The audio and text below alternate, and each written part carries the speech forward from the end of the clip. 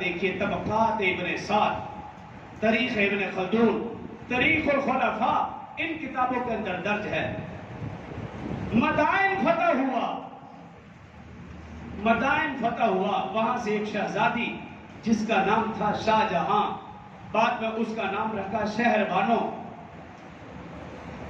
اصولی طریقے کے مطابق حضرت عمر رضی اللہ عنہ کے بیٹے عبداللہ بن عمر کے حصے میں آتی تھی،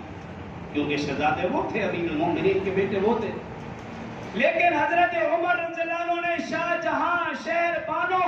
اپنے بیٹے کو نہیں بلکہ حضرت حسین رضی اللہ عنہ کو عطیہ کی، اور اسی شہر بانو میں سے حضرت زین العابدین رضی اللہ عنہ پیدا ہوئے، جو میدان کربلا میں بچ جانے والے واحد اہل بیت میں سے۔ ایسا قریبی رشتہ، اور ان تین کتابوں کے اندر درج ہے